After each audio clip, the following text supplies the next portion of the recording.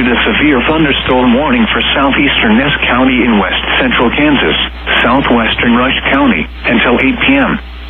At 7:20 p.m., a severe thunderstorm was located near Bazine, moving northeast at 30 miles per hour. You can expect quarter-size hail. The warning was based on radar indications. The following impacts are expected. Damage to vehicles is expected. This severe thunderstorm will be near Alexander around 7:35 p.m.